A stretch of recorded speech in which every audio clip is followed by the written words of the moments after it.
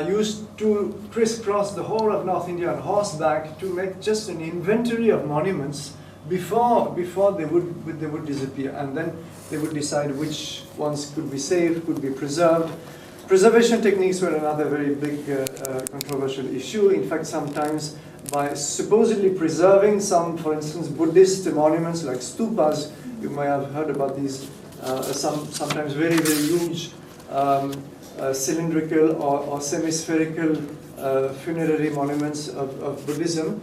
Sometimes they happen to actually destroy them. So the problem is that they didn't know how to deal with a place like India where there were so many structures. Almost every village, you might say, had something that could be called heritage, either monument or location, or sometimes it could be a river, it could be a pond, it could be a lake, it could be anything. And somehow all of this had cultural value. So of course, in a living culture, it's only if the people themselves preserve that it can live on. There's only a small amount of preservation, protection that a government can give.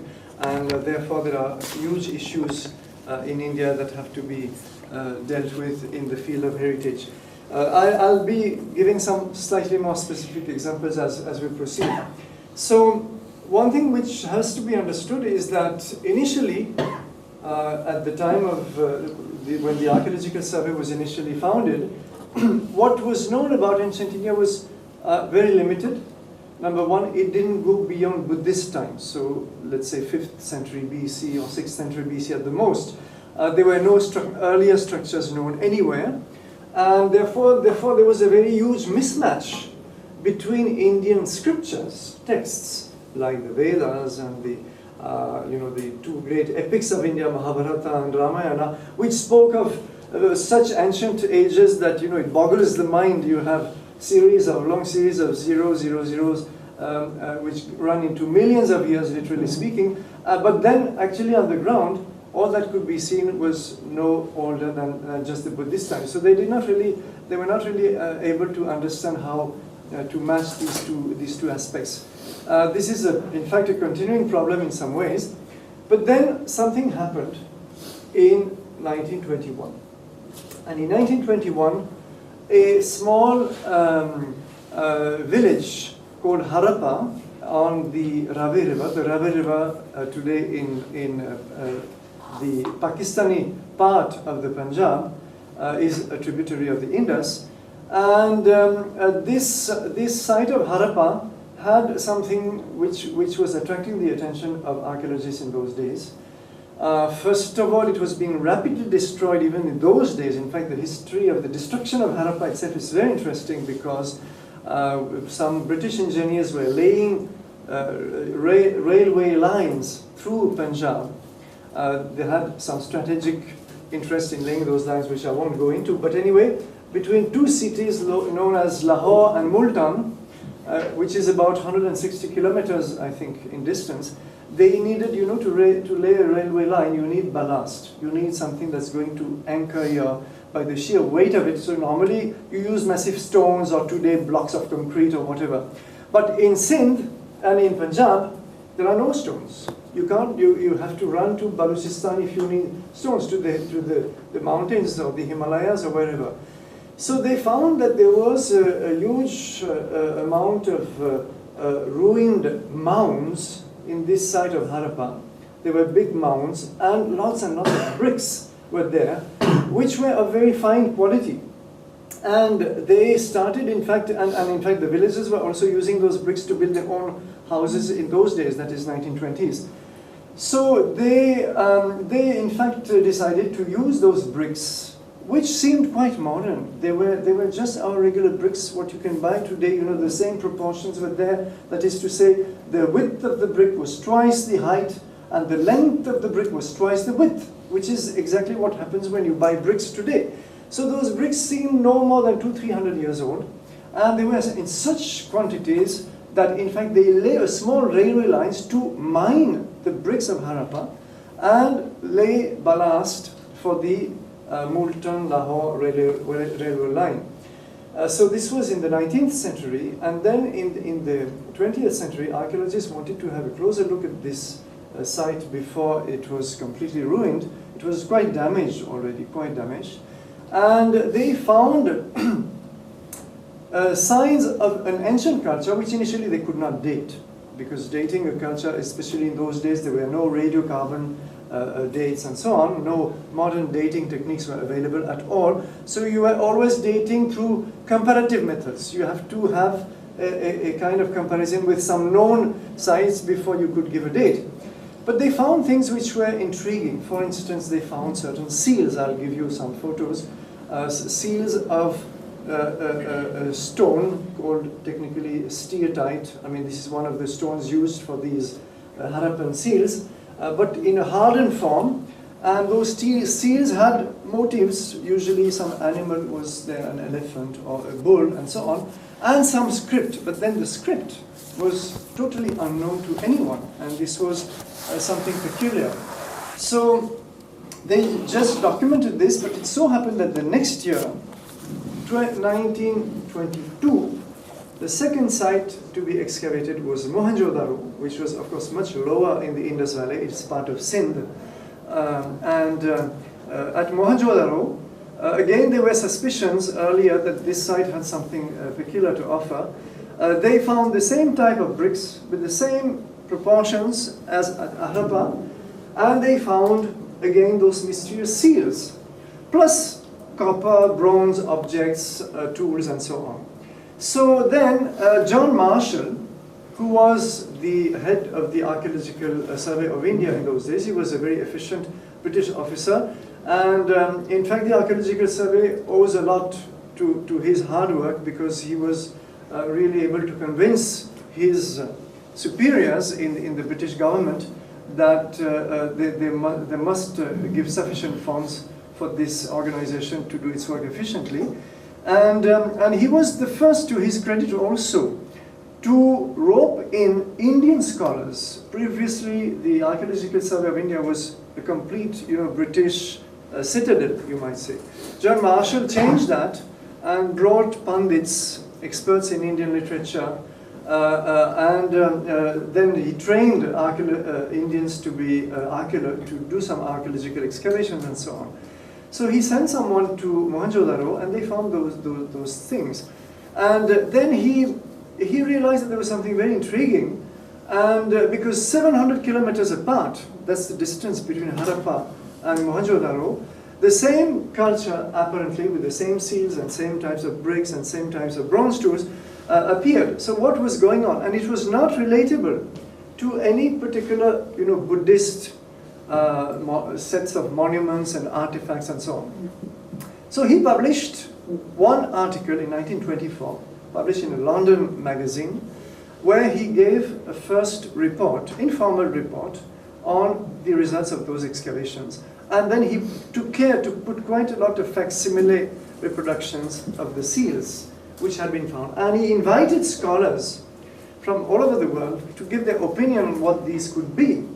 Now, within 1 week, there was a reply. And the reply was from experts in Mesopotamian archaeology, who had found such seals with the same design, same size, same material, same design of various animals, and the same script.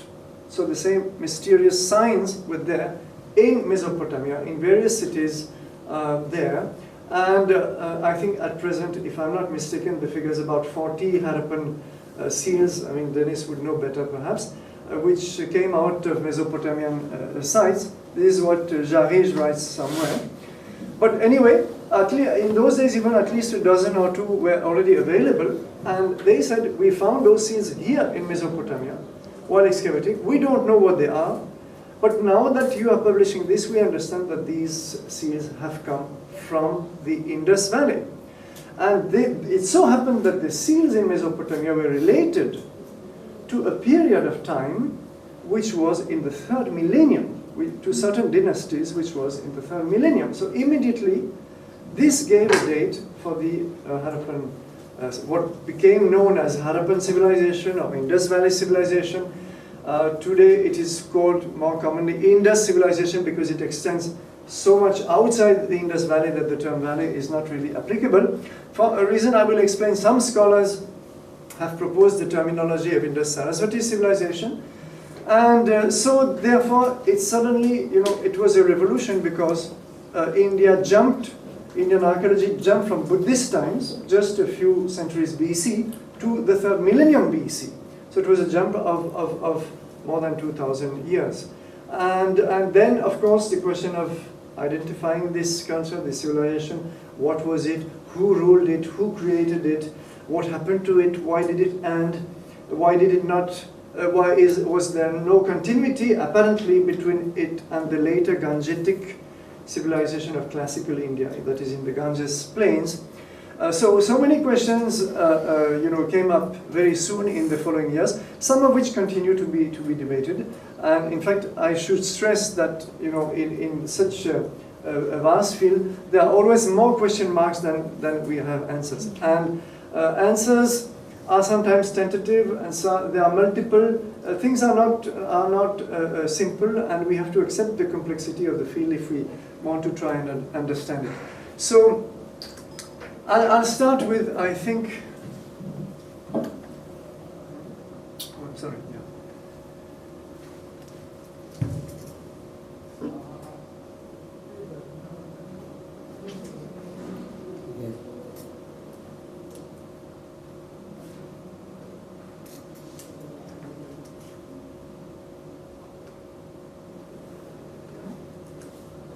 Okay, so this is a map of it as well, simplified, a slightly simplified map, but let me show you Harappa here on the Ravi, and then Mohenjo-daro in Sindh, much lower. You can see the distance between the two. So of course today they are both in Pakistan. In the following years, quite a few other sites in Sindh and Pakistani Punjab came to light, so that reinforced the label of Indus Valley civilization. Then some sites came to light in Balochistan and the western fringes. And by the time of the 1940s, it was all more or less confined to this region. Now, something happened in 1942, and that was a kind of a new opening for Harappan researchers.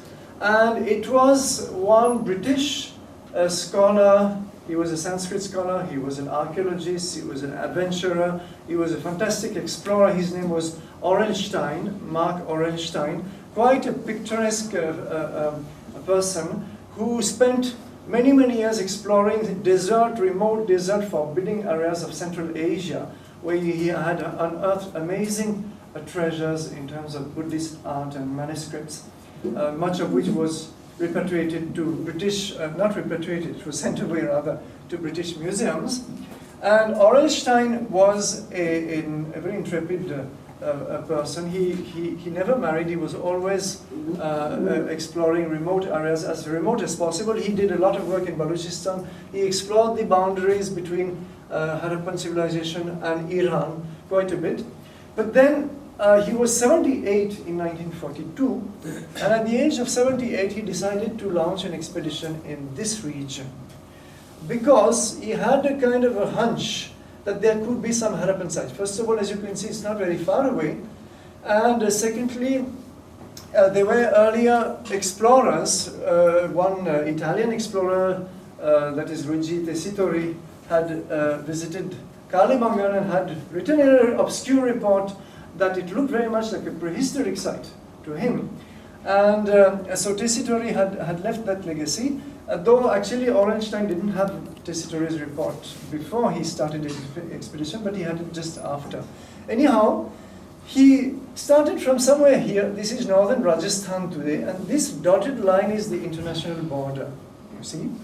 So he started somewhere here, and he had the support of Maharajas of Bikaner and Jodhpur in particular. So he started with a car initially, but he was a little in a hurry because he wanted to see, initially this was pre-partition India. So this was not known as India or Pakistan, this was, all of it was India. This was known as the Bikaner state, royal state, and this was the Bahawalpur state. So he wanted to go into Bahawalpur, before the hot sea, because this is quite a desert area. That's the third, right? The third desert? Is that the third Well, region? it is part of the Thar Desert, or also known as the Great Indian Desert. It's technically part of it, but today it is known as the Cholistan Desert. Cholistan is an old name, but they don't, they don't integrate it anymore with the Indian desert because of this boundary. But it is part of it very much. So he started here. He actually could not identify properly the culture of Kalibangan, which I will come back to. But once he crossed, and in fact he had to come back to, I think, Bikana and then into travel on a camelback and finally on horseback. At the age of 78, he had quite a little group of archaeologists from the Archaeological Survey of India with him. And then he started exploring, and a lot of these mounds, people knew that there were mounds all over the place. They knew, therefore, that they were ancient sites, but how ancient? And what types of culture were these sites representing? So he had time to do only some surface explorations, but that was enough for him to recognize typical Harappan pottery. He collected a few Harappan seals and some objects because he was so familiar with the Harappan culture elsewhere.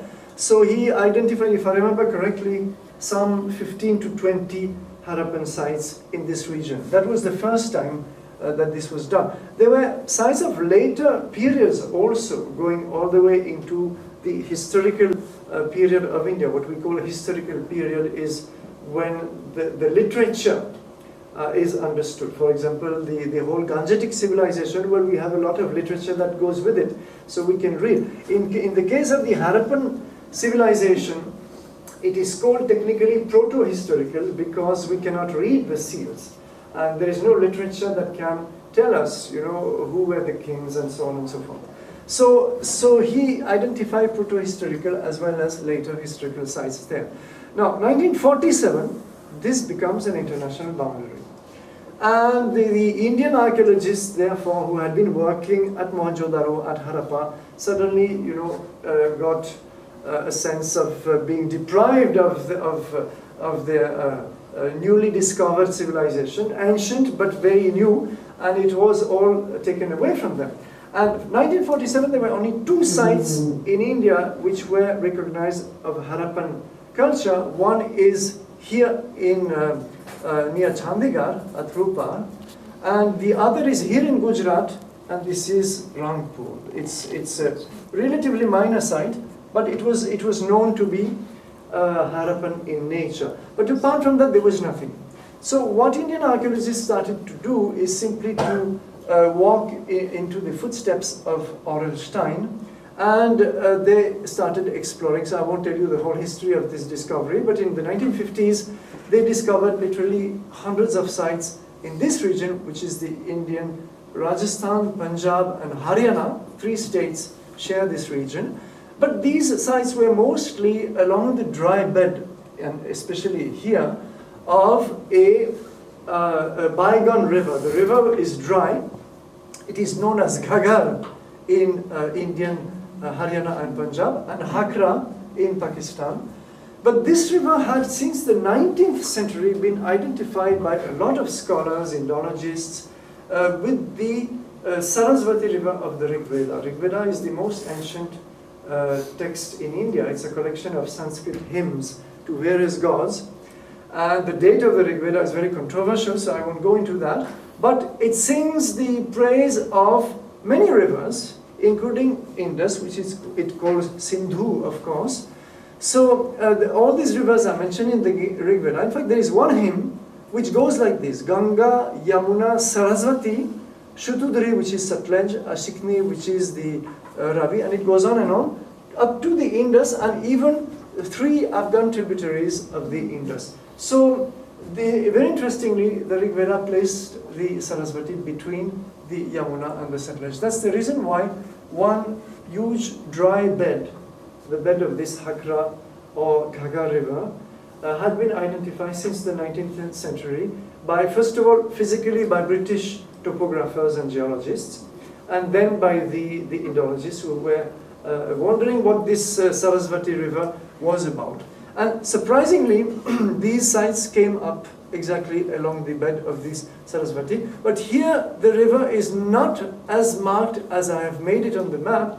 It is actually quite a collection of smaller rivers which come down from the foothills of the Himalayas. Now, so it works out that you have one heartland in the Indus region, another heartland, or two perhaps, in this whole region, what we may call the Sarasvati Basin, and a third heartland which was simultaneously being discovered. 1954, for example, Lothal, which we will visit tomorrow, was identified and excavated, I think, immediately almost, by Dr. S.R. Rao, who is still living, very senior archaeologist who lives in Bangalore in South India, and many more. I'll show you the figures in a few slides. There's another very major Harappan site known as Dholavira, which was discovered identified in the 1960s, but excavated only in the 1990s. Very often in India you have to wait a lot of time before a known site can be excavated, if at all. Many sites remain unexcavated, of course. In fact, altogether now, the estimate is about 1,100 sites of this period, which is the urban phase. The urban phase is when you have really functional cities. It's always a little difficult to define what is a city. For example, what is the difference between a city and a big town?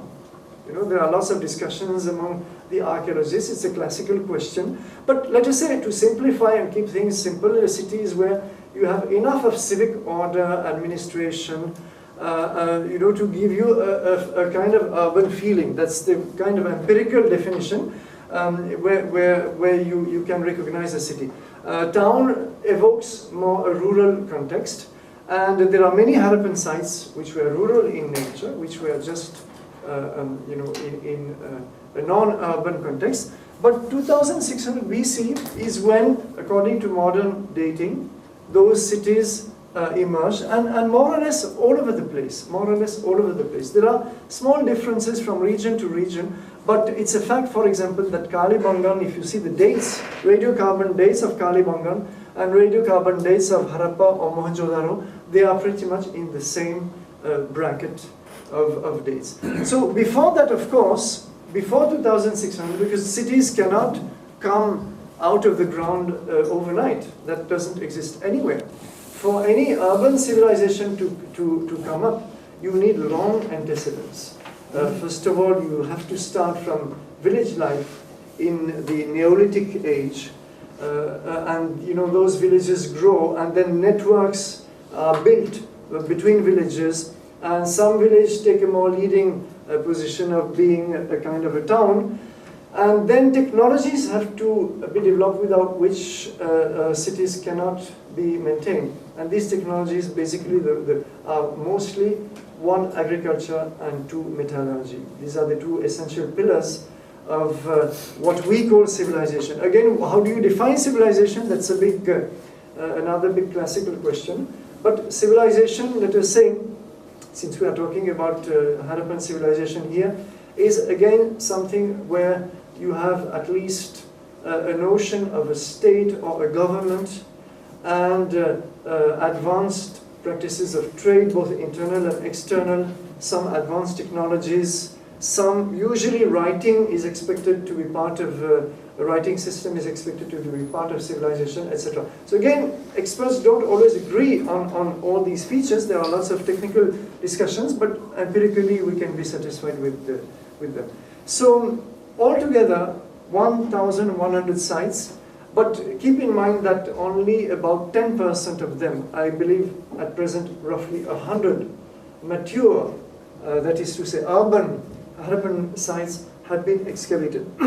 Even when we say excavated, it doesn't mean that a site is completely excavated. That almost never happens anywhere. Lothal, for example, it is about 20–30%? One-third. One-third. Yeah, 30% of Lothal was excavated. Because what happens is that usually your fonds dry up long before you have progressed enough in the excavation. So many sites have been excavated much less than 30%. Some sites, archaeologists have enough funds or enough time to just take a few trenches. So this is known as vertical excavation. Having a trench simply gives you immediately, a kind of a chronological sense. You can at least see the earliest stages, how they evolved from stage to stage and so on. So you can have some pre-urban stages, then the urban stages, late urban stages and so on. So this is known as vertical excavation. And if you're lucky and can excavate broadly, then it is known as horizontal excavation. Ideally, we should be able to do both, but this rarely happens. So this means that our knowledge of this civilization is still quite incomplete, and therefore all these question marks remain. Now, a couple of slides about this Sarasvati River, which I was showing you. I think I'm going to turn this around. You see, this is a satellite photograph where you can see here the Ganges, Ganga, as it is known in India. This is a Yamuna River which crosses through Delhi, so Delhi is going to be somewhere here probably, or here perhaps. And then you have this Uplift here, which flows partly in India, in Indian Punjab, and then crosses into Pakistan. And this is the trace of this Ghaggar, as I told you, which is born in the Shivalik, but with lots of tributaries here. The Ghaggar River, and flowing here. In fact, this is the international border, and here it crosses into Pakistan, or Cholistan Desert. So the trace is well marked. It doesn't mean that you have a deep valley at the site. You don't. In fact, you might not even notice much the change in level. But this dark mark is simply the result of a lot of humidity being trapped under the bed of the dry bed of this bygone river. And this produces a different pattern of vegetation. And in fact, it has been tested in northwest Rajasthan. This is a complete desert. This is the Thar desert that Rita was mentioning, or Great Indian Desert. So here it's extremely arid. And usually if you dig for water, most of the places you may get brackish water. But the British themselves had noted, when they were exploring this bed in the 19th century, that all along the bed, even into what was known as Bahawalpur state, you could get wells of fresh water. And the British were very interested because they were planning to move an army from Delhi to Sindh through this route, because Maharaja Ranjit Singh was preventing access to Sindh. But anyway, then Punjab crumbled, and eventually they didn't have to use this route. But they noted specifically that they could maintain an army going through the desert because of this dry bed, which was still keeping so much of moisture under the bed. So that's what the satellite photography catches, especially of course after digital enhancement. There are many organizations that have done research on this Sarasvati. One of them is a branch of the Indian Satellite Research Organization. That's the organization that launches rockets in India and satellites and so on. And they spent years researching the bed of this Sarasvati River. So here you have the Ghaggar River, which I was showing you in the previous slide. That's what I was showing you. And they have traced the various beds which this Sarasvati River, once upon a time, flowed through. And most of the major beds follow. This is the bed of the Indus here. You see with this very dark green mark, and then the Indus flows like this. And you have Mohenjo-daro on it. And this is so you can see that this river obviously has a history of shifting.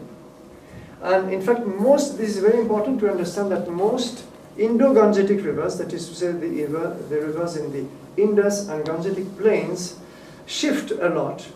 And the reason is simply that these plains are so flat. You can walk literally from northern Pakistan all the way to Calcutta without encountering a single slope, if you wish. I mean, if you select your path carefully, you will have just a flat terrain almost throughout.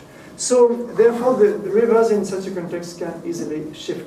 And the Indus, in particular, has a long history of shifting and burying, every year burying lots of villages under tons of sediments which it carries down from the Himalayas.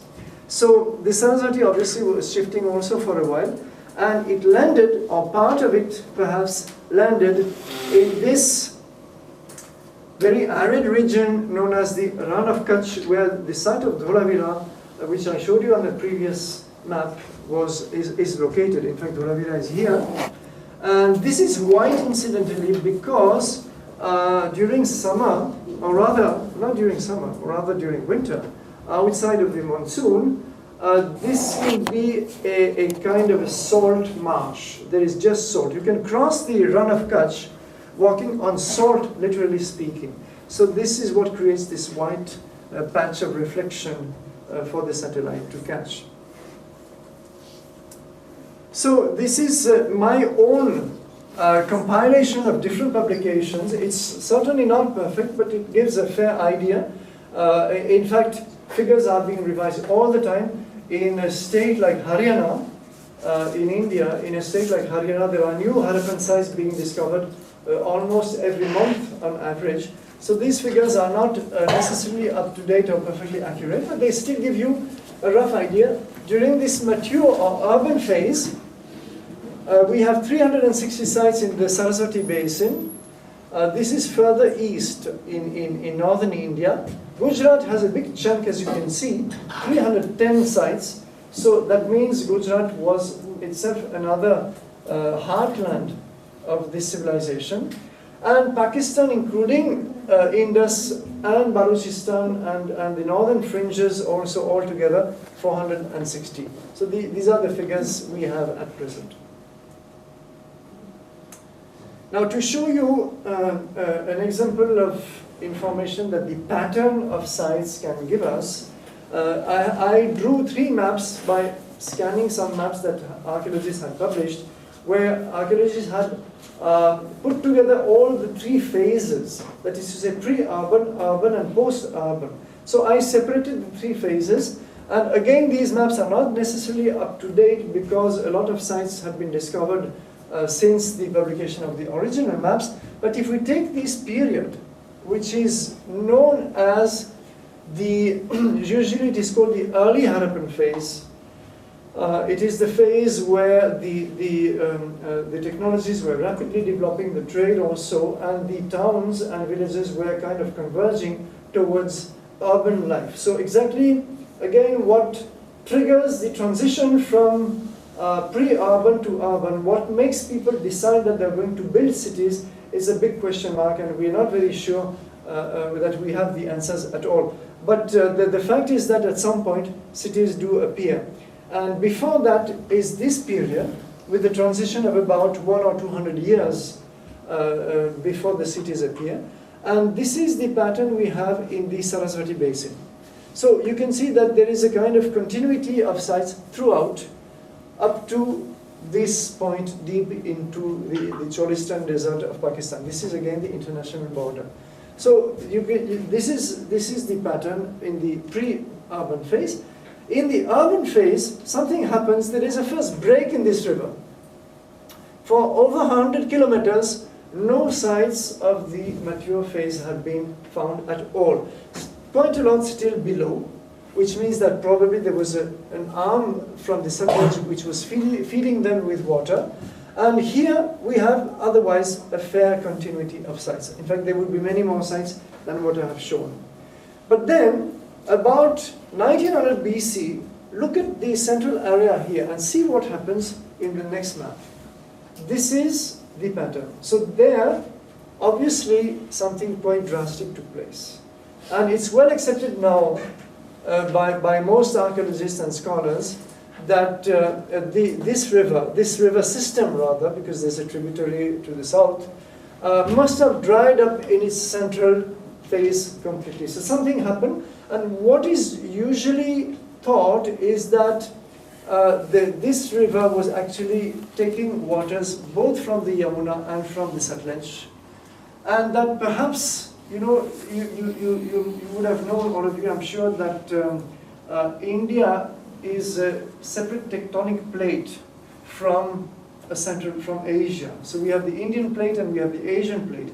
And this Indian tectonic plate collided with the Asian plate, I think it's some 60 million years ago or something. I forget the exact date. But then it continues to flow below the Asian plate. And this is what, in fact, by pushing below the Asian plate, it created the uplift of the Himalayas.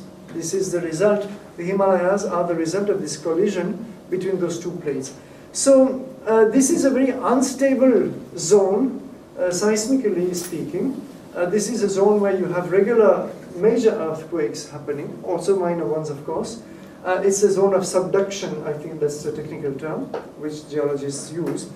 And therefore, there is a constant tectonic movement here, and it is supposed, not only supposed, there are geologists who have given some evidence to that effect, that this area was perhaps struck by some powerful earthquakes around this date, 1900 BC, and probably experienced a slight uplift.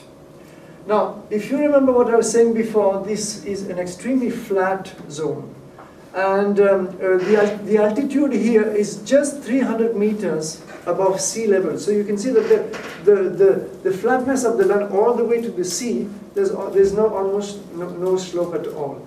And so therefore, any slight uplift here would have driven away waters from the Yamuna and the Satluj. This is the kind of standard theory. It remains to be totally confirmed through geological studies, which are going on, in fact, at the moment. And therefore, Sarasvati River lost much of its water, remained here as a kind of series of perennial or seasonal, perhaps, streams flowing down from these foothills. But now, these settlements are all of a rural nature. They lost their urban character. There are no more, in this period, there are no more cities living with the kind of civic order that we're going to see in the next slides. So I'll return at the end of my talk to this phenomenon, because now it is usually acknowledged that the loss of the Sarasvati River probably was one major contributory factor to the collapse of the whole civilization itself. But let me not anticipate too much. I'll discuss this towards the end. So now we're going to visit the civilization a bit. I wonder if we should not switch off this. Somebody knows where the switches are. Or is it clear enough as it is? It's okay. Then it's okay. So I told you about Mohenjo-daro in Sindh, which began to be excavated in 1922. And this, what you see here, is an aerial view of the upper city, because many of these Harappan cities had a kind of a dual plan with an upper and a lower city. I'll give further examples afterwards. Or multiple plan in any case. So here we have the upper city. It's actually on a mound. And part of this mound is actually an artificial platform of 7 meters height, packed with bricks, just bricks, mud bricks. And I think it's estimated that I calculated it's about 140 millions of bricks that would have gone into the construction of this platform, 7 meters in height, just to raise the whole level of this Acropolis. And perhaps one reason why they were so keen to raise it was not just for the, for the rulers to feel a higher stature, to experience a higher stature than their subjects, but probably as a protection against the floods of the Indus, because the Indus was flowing very close by. Nowadays, it's moved a little further away. So therefore, considerable amount of labor was expended to build this city.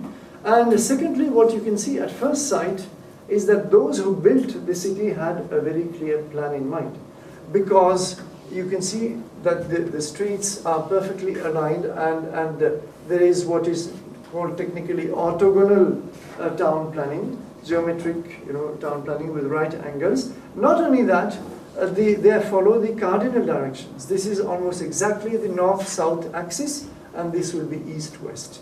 So in the 3rd millennium BC, this is about 2600 BC, as I said, for people to decide that they're going to have a city that's going to follow a very specific geometric plan is quite a phenomenon in itself, because you must realize this is something that isn't necessary after all. If you visit, for our American friends here, especially if you're going to visit a lot of, you went to some parts of Ahmedabad today, I'm told. If you study Indian cities, you will have difficulty finding any planned city at all, except for New Delhi, Chandigarh, and a couple of other exceptions. Indian cities today, they are not planned at all. They're just villages that grew and grew and grew, that were added to. So this is a special phenomenon. In fact, some archaeologists say that the degree of town planning in the Indus civilization was on average higher than in other contemporary civilizations, that is to say ancient Egypt. See, actually the cities of Egypt started earlier. They started some 300-400 years before the Indus cities. Even before the Indus, the Egyptian cities, you had cities coming up in the Sumerian civilization of Mesopotamia. But those cities were apparently not planned to this kind of degree. Again, town planning is a very big issue. How do you define planning, and to what degree do you expect planning to take place? But this is undeniably a kind of typical grid plan, which means that people have been able to think, visualize, and execute their plan on the ground.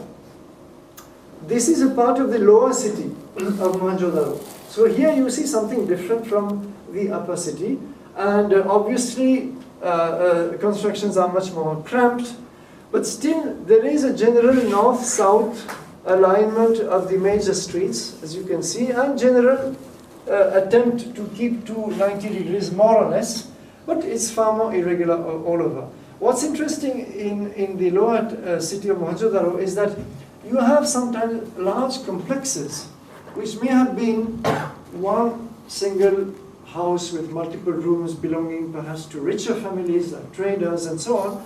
But right next to it, you may find very humble houses without much difference. There's nothing, except for the Acropolis, which really stands out.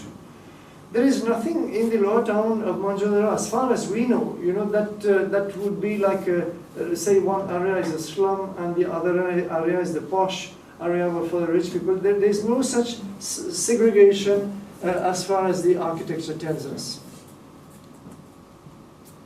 This is a typical lane, I should have put lane, not street, of the lower city, or lower town of Mohenjo-daro. And here you can see those wonderful Harappan bricks I was telling you about, which people initially thought were just a few hundred years old, but which turned out to be more than 4,500 years old.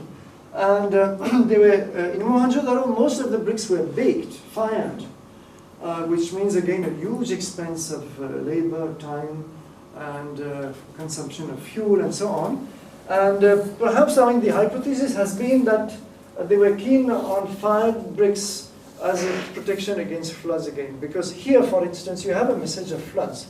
You see, this house has been reconstructed at several levels higher and higher. It's not a multiple story house. It's one house that was built over and over again. Why? Because the Indus flooded every few years, and every time deposited massive amounts of sediments. So the ground level kept rising. And instead of trying to clear that, which would have been a big labor, people apparently found it easier to keep building over again. So it's a funny situation where you have a whole city literally rising out of the ground over the centuries. Now, there's one thing which is quite specific to the Indus civilization, and which you will not find in contemporary Mesopotamian or Egyptian cities, and that is sanitation. Sanitation in a very developed way, a way that was obviously controlled by an administration. And here you have a typical view of, for example, on the left side beyond this wall, there will be a series of bathrooms almost every house, barring some very humble ones in Mohenjo-daro, almost every house had a bathroom, a small platform at least for bathing, which is a kind of a luxury because again, in many Indian villages today, not many houses have got their own individual bathrooms, or there will be some makeshift arrangement somewhere. But here, you have those bathrooms, and each bathroom has a drain coming out of it, and then it all empties into a common drain. And for the common drain to work, there are several conditions. One condition is that it must be regularly cleaned, inspected by what we would call today municipal force. Otherwise, it's going to get clogged very soon. So, first of all, it is proof that there was an efficient administration. And number two, for it to work, it has to have a proper slope. Now, it sounds quite easy to say that, but again, in our Indian cities today, I mean, in my city of Coimbatore in Tamil Nadu, if you ever visit it during when it rains, you will see that the water doesn't flow in the drains because there's no slope. So it just stagnates and it flows over and it manages, whatever way it can. So here, the builders were able to control to some extent the slopes which have been measured. In Mohenjo-daro, I think the slope is 1 to 2 centimeters per meter. That's what Michel, a German archaeologist, has published. And for them to control those slopes, they were actually building houses in blocks.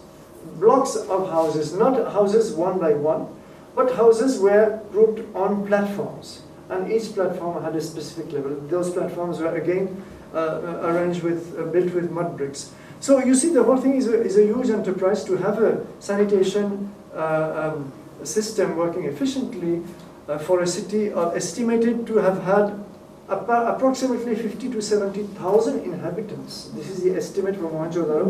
In the 3rd millennium BC is quite a technical feat.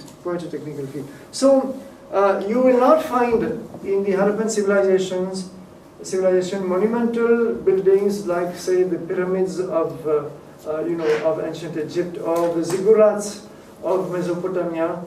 You don't have extraordinary temples like again in ancient Egypt, but you have more silent, quiet achievements which are actually just as impressive when you understand them properly. Another example, this is a typical large house of Mohenjo-daro, where the rooms are organized around a central courtyard, and in fact, this happens to be a design that India has preserved. Especially in rural India, today, if you go into rural Gujarat or Rajasthan, you will see that generally speaking, all the rooms open inward, not outward. The whole life of the house is around a central courtyard. Sometimes in South India, you'll have a veranda around it, and then all the rooms opening out into the veranda. So this is a large house at Mohenjo-daro, but then in a couple of those houses, something very unusual was discovered, which perhaps you can glimpse here. And this was a terracotta pipe of approximately this size, embedded in a vertical wall. So this tells us, and it is estimated that a few houses had 1 or perhaps 2 upper stories. In fact, you have staircases here proving that there was an upper story. But in addition, there was on the 1st floor, there was probably a bathroom. Because they were using this drain to take the dirty water, used waters, downstairs. So this is even more of a luxury, you might say. And archaeologists have proposed that perhaps the owners of this house were actually living on the 1st floor, and some servants would be on the ground floor. Of course, that we cannot prove, but this is the hypothesis. Now, Harappa, the first city to be discovered, is a very complex city because it has multiple mounds. It has at least 4 or 5 mounds. And as I said, it was mined for its bricks. So there's a lot of destruction that has taken place, and the entire plan of the city is still unknown. But some of the mounds, like this one, have been partly excavated. Here you can see traces of fortification. and you can keep in mind this kind of slanted shape, because we're going to find it again at another site. And here, this is the Ravi River, rather an old bed of the Ravi River, and you can see that there is a recessed opening facing the river, which is a pattern we're going to find again very soon. There is one big, large building here, which measures about 50 meters by 40. And it was initially called the Granary, but I'll show you a better slide of it later on. So this is, and then some other constructions, groups of rooms, which were supposed to be for workmen, but that is not very sure. But the inside of the fortified area is only poorly known because of the destruction that took place. This is the so-called Granary of Harappa. In fact, those terms were given by British archaeologists because they were used to excavating the Roman cities in the Roman, which were part of the Roman Empire. And there, the distribution of grain was usually centrally controlled, and the grain was stored in centrally controlled granaries. So they assumed that there were such buildings here. But when recently means in the last 20 years or so, very careful chemical analysis were made, and the whole soil was sifted carefully, then it was found that there was never any grain stored in such a place, because you would expect some remnant to be identified. So then, therefore, the question of what such a huge building, 50 meters by 40, is a colossal affair. What such a huge building could have been used for.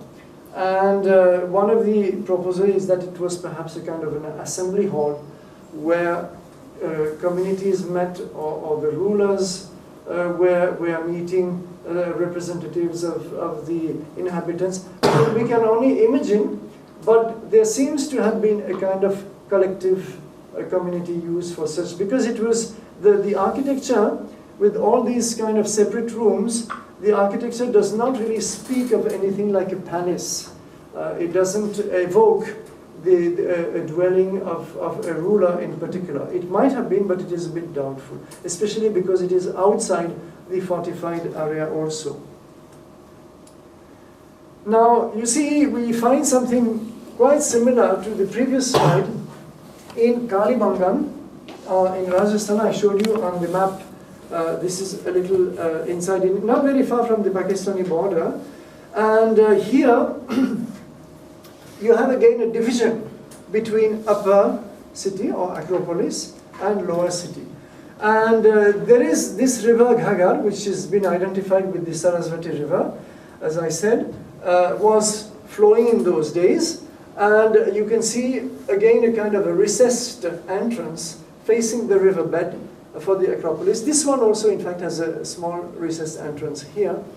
And then there are some peculiarities. For instance, there is a deviation between the direction of the streets and the direction of the fortifications.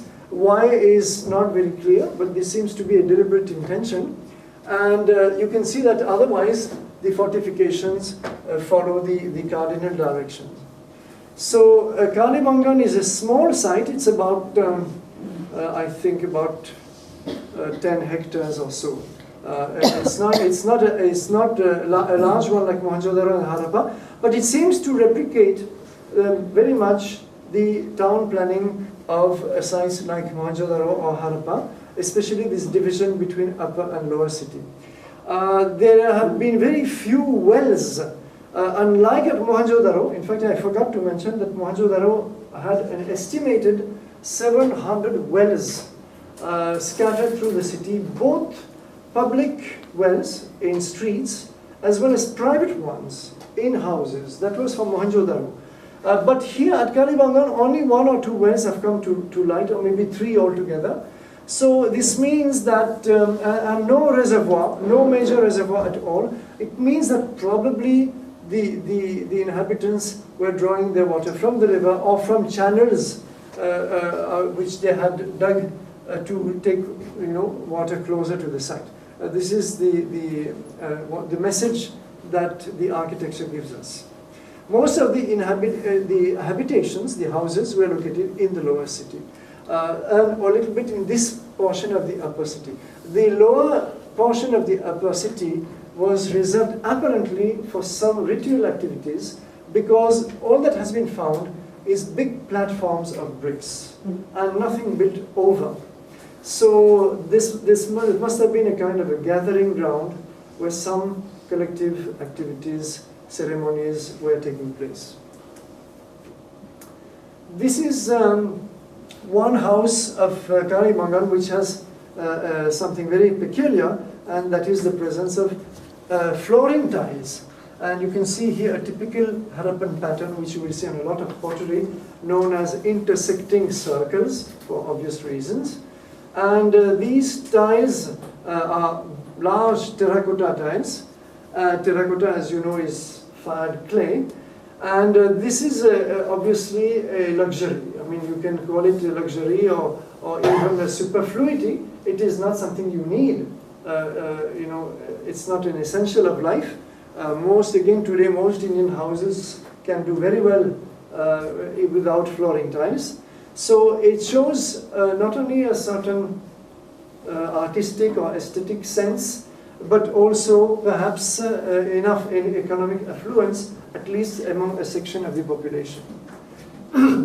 Now we come to Lothal, which is the site we are going to visit tomorrow, but please don't imagine that this is what you are going to see, because it will look very disappointing compared to this. This is an artistic reconstruction, not even a very good one, because a lot of this is totally out of perspective. But anyway, it's basically a small site. It doesn't qualify as a city at all.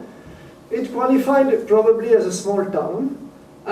It was not a village, because some industries, workshops manufacturing various crafts were located, and also it has this big building which was probably a warehouse where goods were stored to be then later on exported. Now, how exported is the question. You will see tomorrow this big, huge basin. This is there and visible, and we are in the month of December. Perhaps some water will be left. I suppose there should be some water left in it. I don't know. We'll see tomorrow. When I visited it in August, there was plenty of water still in it. So now the question is that this measures about 230 meters in length. That's quite huge. You're used to British units, no, yards. So in yards it will be almost not far from 300 yards perhaps. So that's obviously very long. It is in fact almost as long as the site itself, almost. So the question was immediately, why should, and it is 6 times as long as it is wide, very precisely in fact. So the question was, what is the purpose of this enormous basin? And the excavator, as I told you, S.R. Rao in the 1950s, proposed that this must have been a kind of a dockyard, that is to say a basin where boats, if not ships, but let us say boats, would have come up. Come up from where?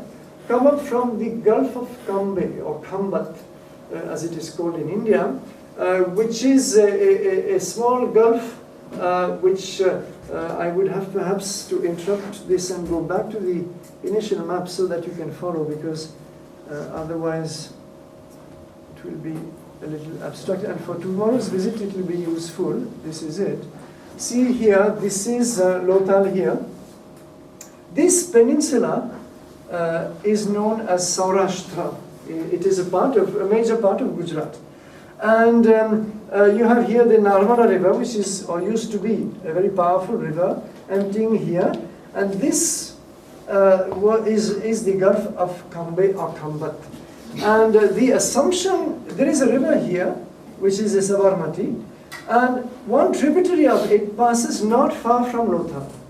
So the assumption has been that boats were coming up, especially taking advantage of tides, and were able somehow to reach the site of Lothal, and then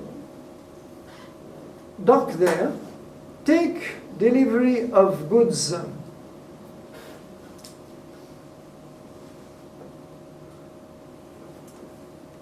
Which were stored here, some of which could have been manufactured at the site itself, some of which could have been brought from other sites of Gujarat, and then would have gone back.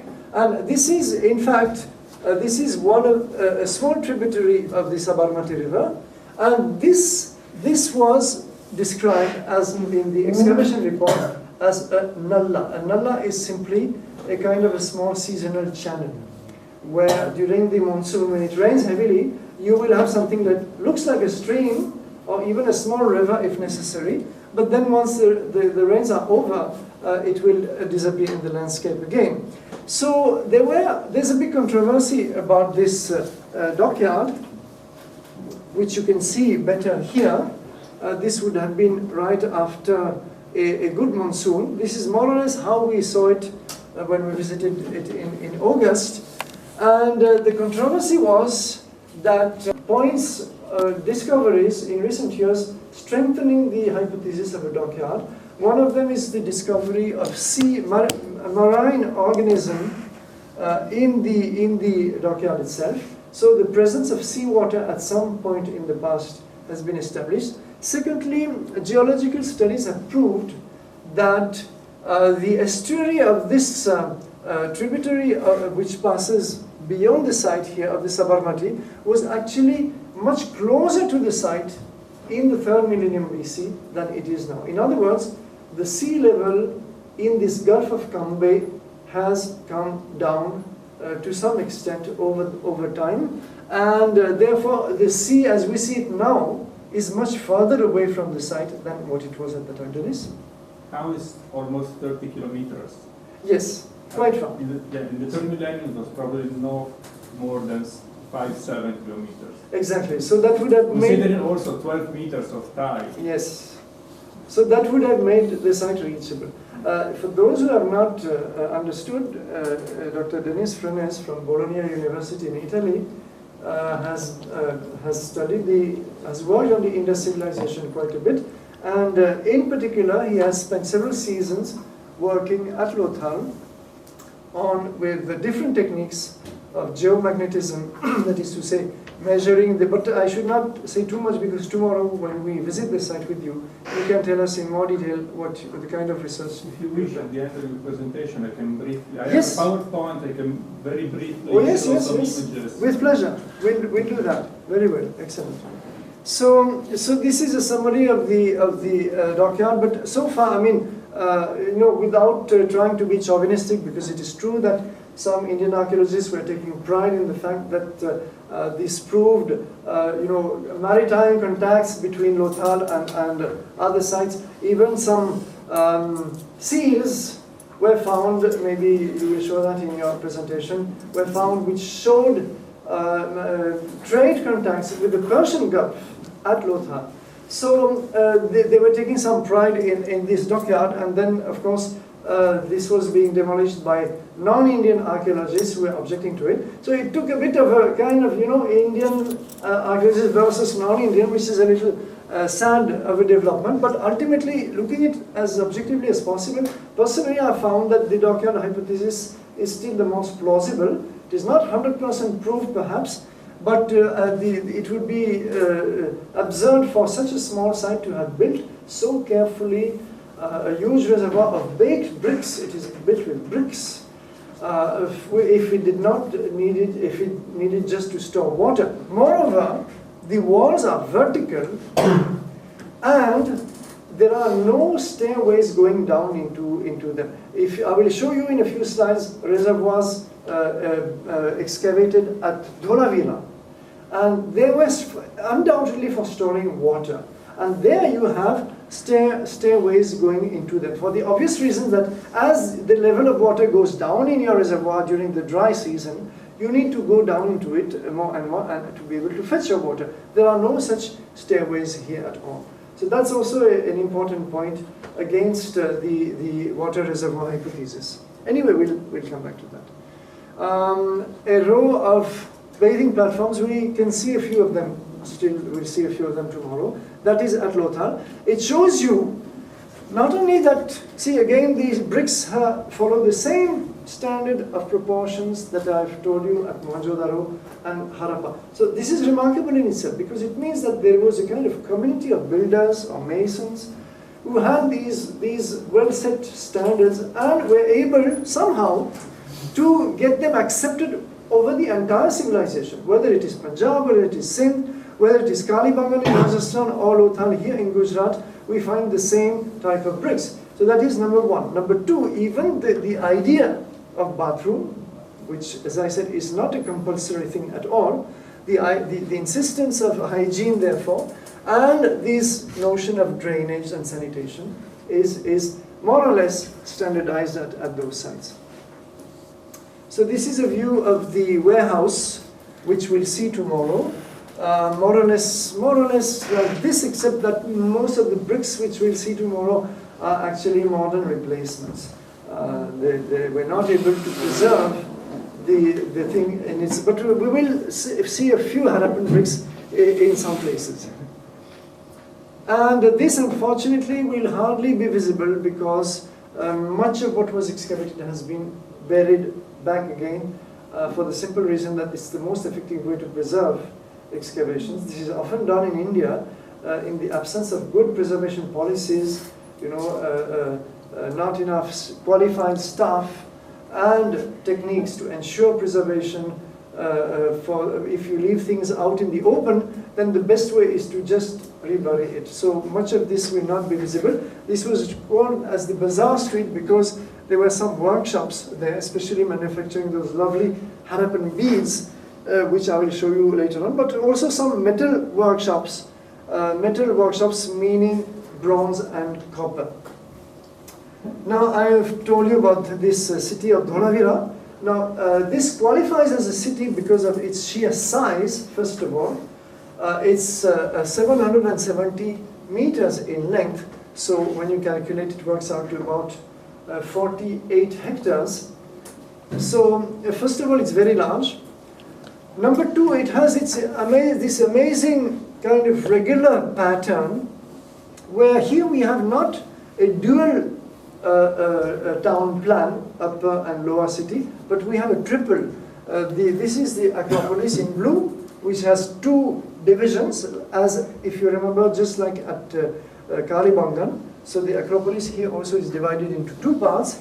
This is called by the excavator, Dr. Bisht, who did this excavation in the 1990s, called it castle because the wall of surrounding this area is so amazingly thick in places. The thickness goes as much as 19 meters. So 19 meters is twice the length of this hall. So that's just the thickness of this wall. That's the maximum thickness. So very massive, and partly built with mud bricks at the center of the walls, and the outer sides of the walls are made of stones. So this is quite different from Mohenjo-daro because Mohenjo-daro was built entirely with bricks. As I said, there are no stones available in Sindh, but here they had a nice quarry a few kilometers away from the site, and they excavated lots of stones, cut them into shape, and please remember we are not in the Iron Age, we are in the Bronze Age.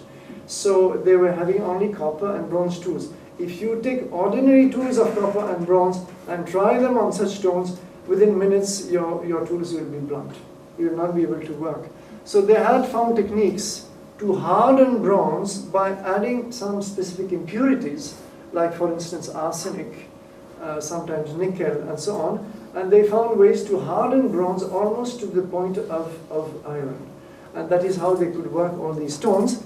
And then we have a middle town here where most of the residents were located, with a huge ceremonial ground of more than 280 meters in length. So that would be over 300 yards. The purpose of which is not very well understood, but some community activities, whether markets, whether religious processions, whether games, whatever you can imagine. And interestingly, the proportions of this ceremonial ground are exactly 6:1, and these are precisely the proportions of the dockyard of Lotha. So again, there are some patterns there. And then the lower town, where you have habitations in this area, but all the rest of it was transformed into water reservoirs. Why? Because this is an extremely arid location. In fact, today, in the Ran of Kutch, in this region of Gujarat, there are no cities at all. And I don't think we would be able today to maintain a city there where the Harappans maintain one, because it requires so much planning that we just don't do these things today. Or else what we would do is bring a pipeline of water from maybe 300 kilometers away. So it's a remote area. It's quite extremely arid outside a brief monsoon, and yet they were able to maintain this city in living conditions for several centuries, which is quite a feat. So for that, they understood that they had to have huge reservoirs, and these two, again, seasonal streams, tiny channels, were actually diverted through series of dams, diverted into the city to fill up those reservoirs. And in addition, there were a lot of very ingenious water harvesting devices, so that none of the rainfall falling over the city, or as little as possible, should be wasted. This is a view of a room within the thickness of the castle wall. This is called typically a Sentinel Room, where probably guards would be staying and controlling those moving in, out, and of the castle. You can see the amount of stonework. As I said, all these stones have been dressed manually, of course. So the amount of labor required for constructing such a city is just enormous. And there have been calculations, in fact, made on how many, if you have a labor force of say 200 workers, how many years it would take you, and so on. There have been calculations made. It's quite enormous, and to control this labor, to be able to feed it in a place which has no possible agriculture or very little, because the whole region is full of salt, basically, and yet have this degree of perfection. You can see here polished. These are pillar segments, and these segments were piled on top of each other, and then a wooden post would be passed through this central hall. So this is an ingenious way of erecting a pillar, a stone pillar, not a monolithic one, like for example the Egyptians often had huge monolithic pillars. But here it is a segmented one, which gives more flexibility for the construction. At Dholavira, interestingly, the excavator Dr. Bisht noticed immediately that there was something very strange going on about the proportions. This is 5 to 4, that is to say the length of the city is 25% more than the width. And this ratio is reproduced precisely at the castle, both inside and outside. The ceremonial ground, as I told you, is 6:1. This is 7:6, etc. And there are more such. In fact, I've done myself a little bit of research on these proportions, and it shows that they had certain canons of aesthetics, or a sense of auspicious proportions. And in fact, I've been able to document how in classical India, this notion of a sacred proportion, as it becomes later, is essential to Indian architecture. Now, quick look, very superficial, at some other aspects, more technical aspects of. In fact, in my talk day after tomorrow, which will be on on little history of technology in ancient India, I will document some of the Harappan technologies. So I'm not going into great detail here.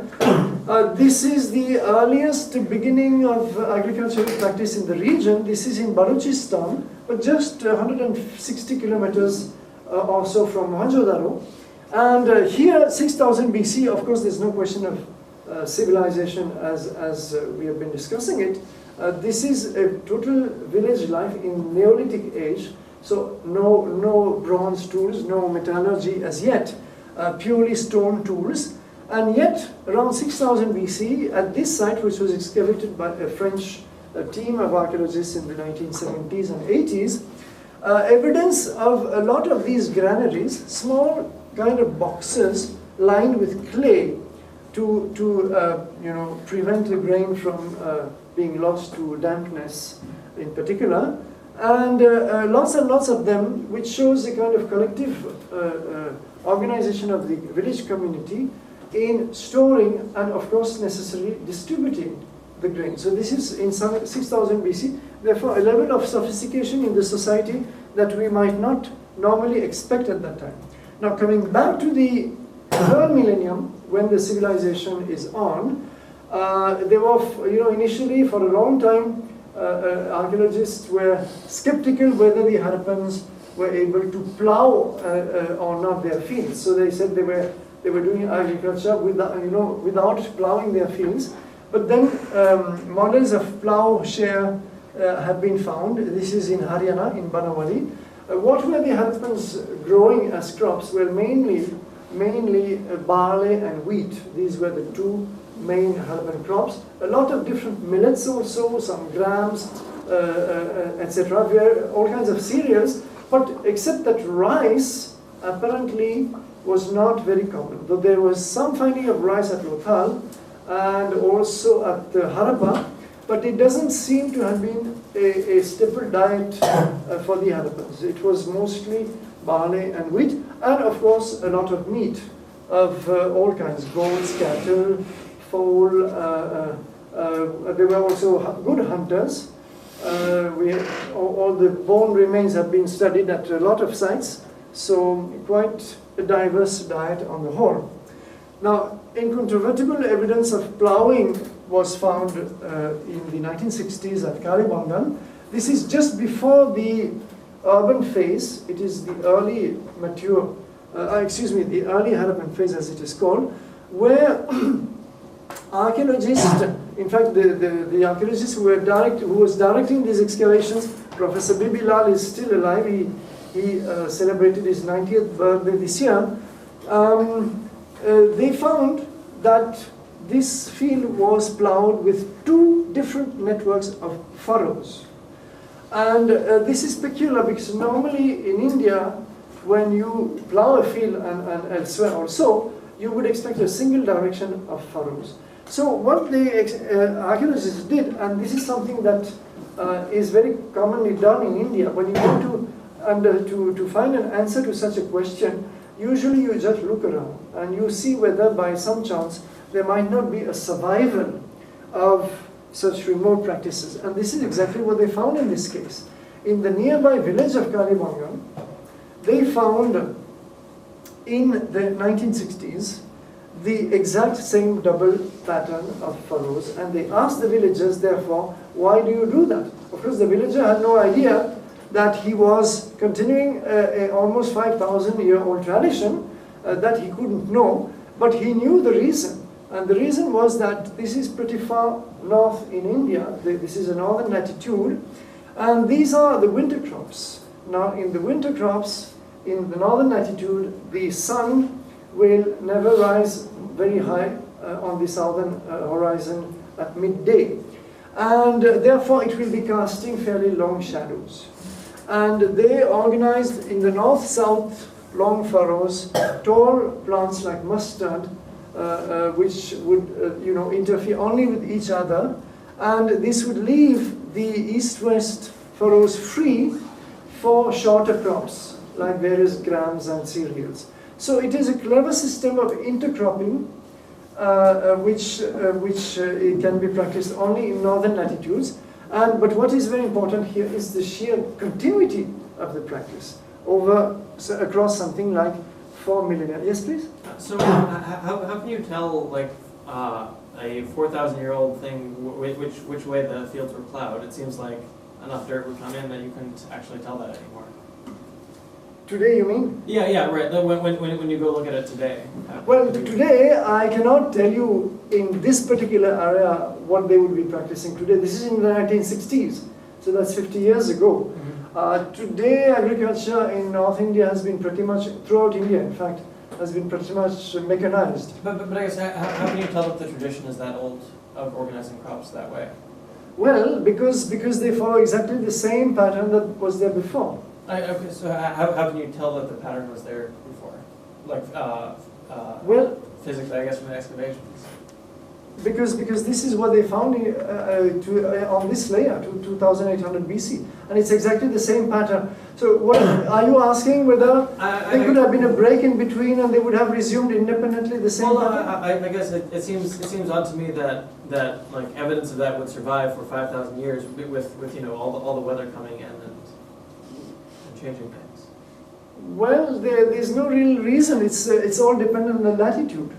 It's a simple system of intercropping. It allows you to grow two crops at the same time. So if farmers find this beneficial, why should they not preserve this tradition? No, I guess okay. I guess. I think what he's asking is why we know that they did it like Yeah. that in 2000. How do you we recognize are only from- assuming. We are only assuming that the Harappans were doing it out of the same motivation as the No. But peasants. how of- do we know, like how did the person who discovered that they did it that way? By Like those looking at the lines thing. there, Yeah. how are those lines figured out? Well, when they were excavating, when they were excavating this area, which is just outside the fortified area, they found suddenly that there was a pattern on the ground. So I think it was Bibilal himself, in fact, who was involved in this, if I remember what he told me. And then they very carefully, this was a very meticulous work of excavation, because they could easily have destroyed, if they had not noticed initially, they could easily have destroyed this pattern and just missed it.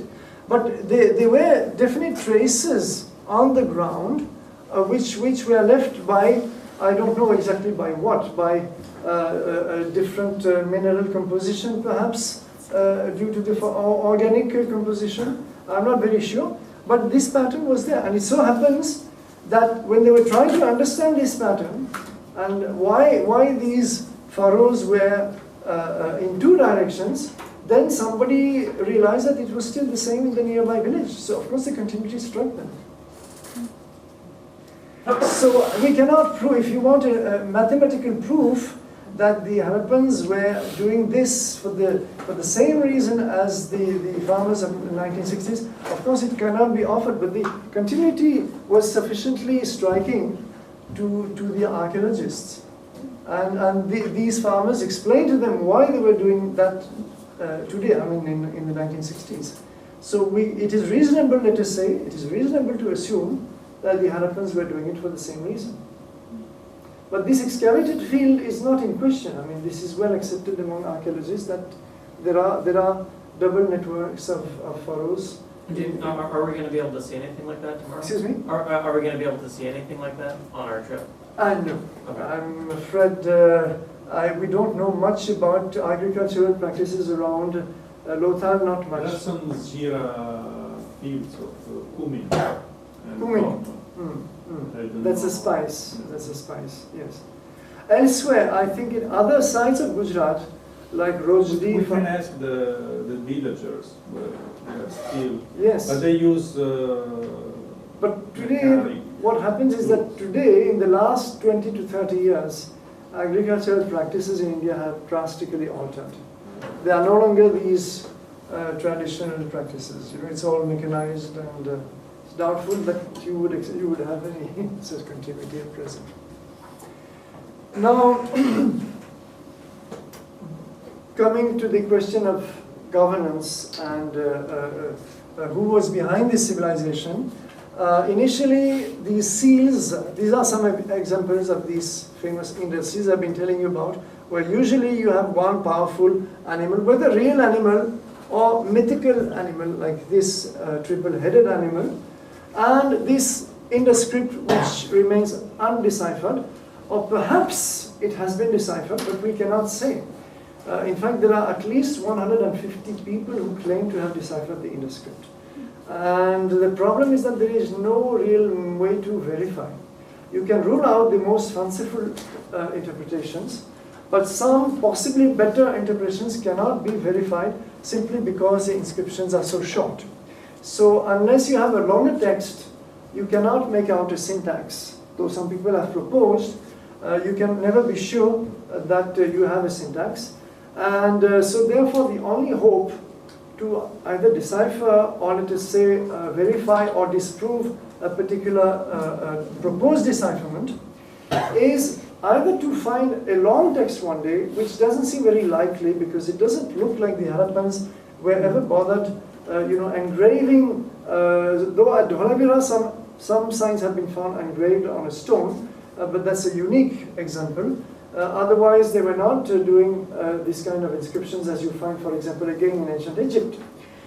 They were content with those small objects, which usually are no bigger than this. Yes. So how did they do their city planning and everything if they didn't?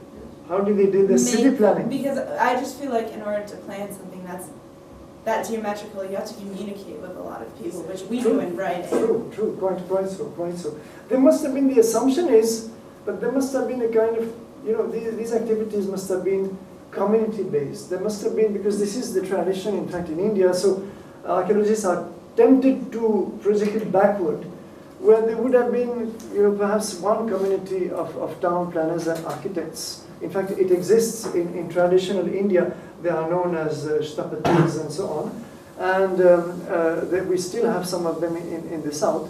And they are the traditional architects, planners, builders, even sculptors. Now, whether such a community existed or not, again, we can't prove it. But what we can say is that they must have been working in close connection with the rulers, because without, the power to implement the plan on the ground, it would be worthless. And they must also have been working in close collaboration, as you say, with the actual builders, that is to say, the masons. So it requires an amazing degree of coordination in the society. That's undeniable. But exactly who decided what at which point is something archaeology cannot really answer. But certainly it's quite a feat. Yeah, there's no doubt about it. Now, another major activity was trade. And yeah, please? For the language, do they have any idea, at least if it's syllabic or exactly like no, that? there are all the assumptions. I mean, all the different hypotheses have been proposed. Some want this script to be logographic. Some want it to be syllabic. Some want it to be hybrid between the two. But again, either we need a long text, or ideally we would need a bilingual text somewhere. It can come out of the Persian Gulf sometime, because in Oman, again, Denis has been associated with some of the work going on there. There are quite a lot of, if I'm not mistaken, quite a lot of royal graves are being excavated. But they didn't wrote, so. They did not? Wrote anything in Oman. There No. are just two examples of possible local writing system, but just three different signs. So But in possibly from Mesopotamia, Mesopotamia. perhaps, because Mesopotamian tablets, which are written in the cuneiform script, do speak of imports. There are some towards the middle of one king called Sargon the Great in Mesopotamia records in his tablets that he's importing goods from a country which he calls Meluha, and he describes the goods, and the description fits perfectly well with the Indus civilization, including monkeys and peacocks and things which are very typical of India. Wood mainly.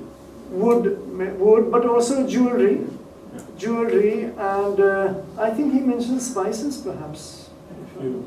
Yeah, mainly wood and stones. Yes. So we know that they were trading, and therefore, and there is even a Mesopotamian seal where you see an interpreter sitting on the lap of a ruler, probably, who is seated on a kind of a throne, and then there's a trader from Meluha, that is to say the Indus region, facing them. So they were in contact, and it's not impossible that, in fact, they are even giving in their language some of the names of these traders from Harappan, but that their interpretation is a bit controversial. So maybe one day there could be, an attempt to describe some Mesopotamian tablets could give us some clue to the Harappan language. But this is still a remote possibility. So ultimately, it could be that Harappan script will never be deciphered. That's one possibility. In fact, it seems pretty likely, given the 80 years of intensive efforts by so many people all over the world, and some of them equipped with computers and making a lot of advanced analysis. Or it could be that one day we can partly begin to read it. But till then, better not make too many hypotheses. And especially, you see, there are seals where you have a single sign. And sometimes seals where you have just one pair of signs which will be repeated on many other seals. And what kind of a message is this going to encode? It's very hard to guess. So, and also what do the seals would relate to is another big question. Would they be giving, for example, would it be the name of a god, for example, invoked for protection to a shipment, for example? Because some of the seals were used to identify, that at least is securely known. I mean, Dennis will tell us a little more about this. But some of the seals were probably used to identify traders or possibly even their consignment. So where the messages on the seals telling, was it possibly the name of a god, or was it more prosaically the country of origin, the place of origin of a particular consignment? Was it the place of destination? Was it the nature of a consignment? What could it be? But definitely, what is 100% certain is that the seals are associated with trade. And it was always in a context of trading that the seals have been found. For example, in large houses is where most of the seals have come out of. Or as in Mesopotamia, in Oman, in the entire Persian Gulf, Kuwait also has a few sites where Harappan seals have come to light. So obviously they were taking their seals along with the trade to those regions. Even in Central Asia, I'll show you on a map later on, Bactria and Marjana, Central Asia, what is today Turkmenistan and so on, you have Harappan seals there. So it's, and these seals, as I said, were just this big, usually about, you might say, 1 inch by 1 inch or a little more, not more than that. Incidentally, they are technological feats in themselves because they had to, you see, for a seal to give an impression, what is known as a sealing, it has to be hard. Otherwise, your stone is just going to break. So the stone they were using initially, which is steatite, is a pretty soft stone. But they were, after engraving, and these are negative. You see, this is carved out. It looks as if it's a high relief, but it is actually hollow. And when you imprint it on soft clay, for example, then you will have the thing in relief, in high relief. So they used to engrave all this, and these are, again, as tiny as this, with this kind of artistic precision of detail. And after the engraving was over, then they would fire these seals at a high temperature, estimated to have been over 1000 degrees Celsius, for at least 3 days continuously, according to current research. This is what Kenoya, American archaeologist, is saying. And so that the stone would get hard enough to sustain multiple impressions.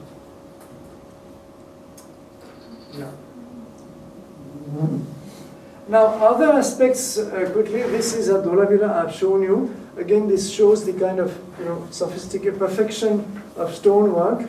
But then there are all kinds of other artifacts, a few statues, but remarkably few, in fact.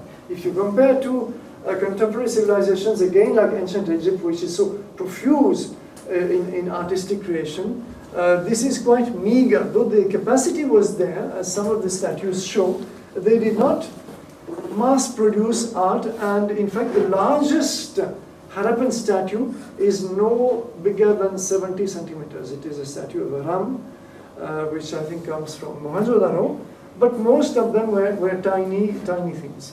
Like, for example, this kind of objects. Here you have 3 monkeys hugging each other. This kind of objects they like to do, but nothing monumental. This is an assortment of Harappan jewelry, You have here long beads of a semi-precious stone called carnelian. And in fact, it is some of those beads which were... The archaeological survey of India. We are just at the first stages of, we signed the final agreement next week, I hope. So I'll show you some preliminary activities we carried out in the last 2 years. You know, Lothal is a protected site, already excavated. So we mainly apply for non-destructive methods like geophysics, core drillings, mainly trying to understand the relation between the paleo-environment and the site and whether it was possible or not. Lothal was something like an arbor. So this is the Saurashtra Peninsula, or Kathiawar Peninsula, with the location of the site. The environment still now is very dynamic because you have 3 major rivers streaming the Gulf of Kambat.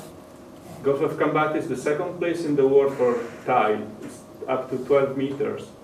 So this, considering also that the alluvial plain is very flat, 12 meters is considerable amount of water. This is pictures of the during excavation with the Wheeler methods by squares. This is Google Earth images of the site. This is mainly why, as a team, we are interested in Lothal, because Italian expedition in the Sultanate of Oman carried out excavation at the site of Ras Al Jins. It's a coastal site here, and they found materials clearly related with Lothal, pot shards, seals. So we start our interest in Lothal, but we could not apply for excavation, so we tried to solve also another project by my professor, is the reconstruction of the Bronze Age boat. According to the Mesopotamian text and the bitumen slab they found at Ras Al Jins. So again, the position of Lothal now is about 30 kilometers far from the coast. This is again the big briquette line tank. Another interesting pictures from satellite images is from the north. You can see how the massland of Gujarat, of the Saurashtra Peninsula, is set. So this is a model, theoretical model we try to understand, considering the sea level at the time. You know, sea level continuously change according to rainfall, according to the temperature of the global temperature of Earth, that might keep more or less ice in the poles. So. And probably at the, considering also tide, the Gulf of Kambat reached up to 5-7 kilometers far from Lothal. In 2 seasons we carried out complete survey by means of magnetic investigation of the site, trying to understand what is still covered, not excavated, if there are some interesting features still to be discovered. And we found several interesting anomalies in the earth field. This is the most interesting in my opinion because it's, you see maybe, this looks like a Beckett Briggs Canal connecting the Paleo River streaming west of the site with the so-called dockyard. And it is absolutely of interest for the study of the development of this technology of artificial harbor. This is, for example, we have our branch of university. It's in Ravenna. The University of Bologna is in Ravenna. It's a port town, port city in Italy. They use the same type of harbor, artificial canal cut into the mud, with cement walls to reach the city. So it's also interesting for us to have comparison with modern world. So this is another area with rooms aligned with the streets and another rampart probably. We outlined 3 test trenches to verify the matching between the digital signal and the various structures, because as Lothal is an excavated site with some museum structures, it's difficult to understand only by geophysics what is archaeological and what is modern. So, and we made this prove that all the structures were related with probably later Harappan site phases, but we just reached up 1 meter in depth. We have to finish the trenches, so to reach the structures. But you see here, for example, potsherd with engraved signs of the Indus writing. So there's no doubt we are on good level. This is interesting because we found these huge walls, 2.5 meters depth. So it's mainly interesting for us to understand how the methods we use works or not in such condition. This is different types of methods we apply. This is seismic profile. We never had the possibility to test this kind of methods, so next season probably. Hope. Geoelectric profiles, because the geomagnetic survey we use, it gives only the pictures of what may be underground, but without any information of depth of its stratigraphy. So we can combine different methods to have enough information to positively interpret the features. Sorry, could you just explain what that is? Like This one? Yeah, what is it geoelectric? So I explain you all methods more or less. We have this one is in instruments that measure local variation in earth field, magnetic earth field. So for example, it's in a small area you can consider earth field constant. But if you have metals or maybe clay, terracotta, so clay with baked or iron metals, locally the earth field change. So this instrument measures the very local change in field, and you can understand whether there are walls in baked bricks, some fireplaces or iron. For example, this this structure is a modern pipeline in iron. So this one is seismic method. It has been developed to detect oil fields.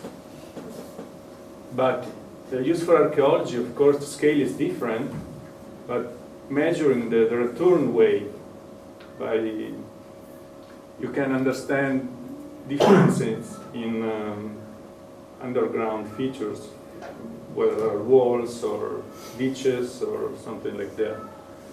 This one, you can introduce electricity into the ground, and again, there are sensors measuring the return of this intensity and frequency of, and again, you can detect whether there are particular features in the soil. There are many other methods. You have just to understand which one fits with your targets and with the environment where you are working. Okay, just very short presentation.